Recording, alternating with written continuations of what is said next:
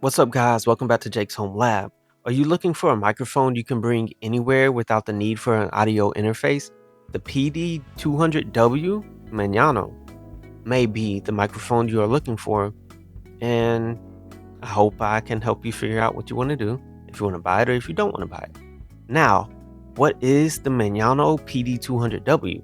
The Maono PD200W is the world's first hybrid XLR USB and wireless dynamic microphone. Yes, I said wireless, and on top of that, it only cost around $100.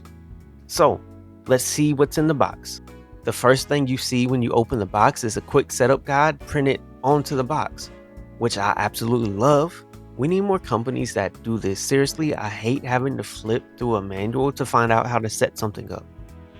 Then, of course, you get your traditional introduction and in-depth manual.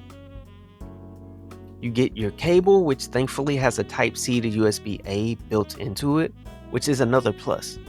I only have 2 Type-C connections on my computer, and I'm already using it. I despise getting something that doesn't come with a Type-C to USB-A adapter. I mean, I understand Type-C is coming up and most motherboards have them, but most of them don't have more than 2 or 3 Type-C ports.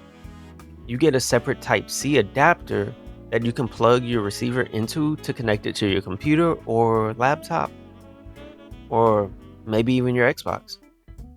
You get your Type-C receiver for its wireless connection. No, it does not come with a lightning port receiver, so you will need a newer iPhone or pretty much any Android device. You get 2 extra bands for the shock mount. Of course, you get the microphone itself, which I think looks pretty good. And you also get a desktop mic stand. Now, they do also sell one with a boom arm as well, which is somehow cheaper than the desktop bundle. So let's talk about the fancy features built into the microphone itself. On the bottom or the back, you have your power button, Type-C port, XLR port, and your headphone jack. So you can monitor your audio live, which I think is another great feature. That's another plus for me. You have your RGB lights, which I personally don't care for. You have your volume knob, which doubles as a volume for your gain, and it doubles as a volume for your headset that you have plugged in directly to it. And then you have your mute button, which mutes the microphone. Now let's take a look at the frequency response pattern. So from what I'm looking at, you get a boost around 150, and then it kind of mellows out just a little bit. You get a tiny drop at around 200. It's like a maybe a half a dB, and then it just stays flat all the way up to you get to the 1K range, and then it has a slight slope going up all the way up to around 19K, and it has a cutoff at the top right at 20K. Let's talk about the hardware specs now. So it is a dynamic microphone with a cardioid pattern. Obviously the capsule type is a XLR and USB-C. The bit depth is 24 bit and the sample rate is 48 kilohertz. Your frequency response is 40 hertz to 16 kilohertz. And let's talk about the sensitivity.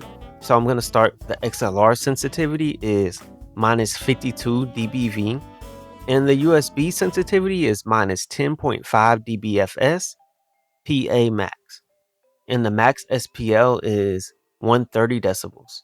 Now let's take a look at the app. So when you first launch the app, yes, I am using this mic wirelessly. That was the whole point of getting it. So we're going to click here, and it opens up to this main page right here. To the left, you see you have your gain volume meter, your VU meter or UV meter, one of those. And then you have where you can record it. So you can like talk into it like right here, and then you can play it back right here to listen to yourself.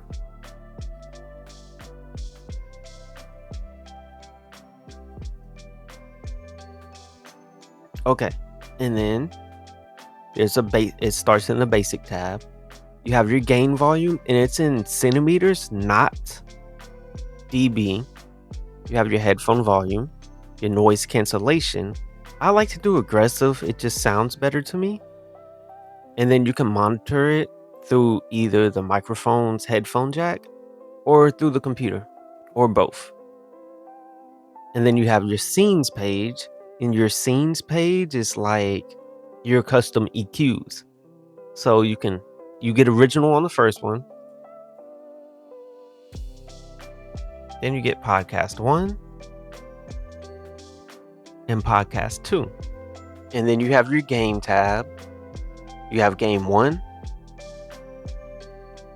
And then you have game 2. And then you also have a singing tab. And this one puts on the reverb for you.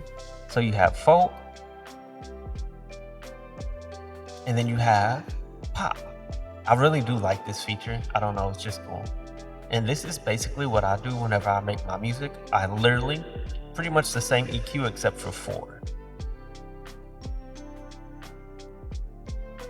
Then you have your lights tab. You get the idea. You can control your lights here. Color selection, and it changes near instantly. I wish it changed it on the screen, but you should be able to see it. And you make custom ones. Already made custom ones. I was playing with it before, but you can just click and drag, and the color code is very accurate. And then you have your brightness, of course, or you can just turn them all the way off. Then you have AI settings, and then you have noise reduction on the AI settings, and then hear yourself. I don't know what any of those do. I haven't figured it out. Then you get your firmware update software. And under settings, you can turn off this UV meter, which I don't know why you would want to turn it off, but it's there. Then you have about. And that does it for the app. Okay, so now it's time for my favorite part, the testing phase. So I'm using it with the wireless receiver, and I'm about 3 inches away from the microphone. So let's get started. I'm going to start with the plosives test. So Peter Piper picked a peck of pickled peppers. Peter Piper picked a peck of pickled peppers. Peter Piper picked a peck of pickled peppers. It's not too bad, actually. Okay, now let me be quiet for the noise test. Okay, now let's check out the noise rejection. Right now, I'm in front of the microphone. Right now, I'm to the left of the microphone. Now, I'm to the right of the microphone. Now, behind the microphone. That does it for the testing. Okay, now we're at the end of the video where I give you my final thoughts and opinions. So honestly, the microphone sounds pretty good for the $100 price tag. I wouldn't get it for like studio grade microphone, but if you're like a streamer or you like to do interviews on the road or anything like that, I highly recommend it. This has been Jake from Jake's Homelab. If you enjoyed the video, please leave a like, comment, and subscribe. And let me know what you think of the microphone yourself, if you're going to buy one or if you're not. Thank you for watching. I'm signing out.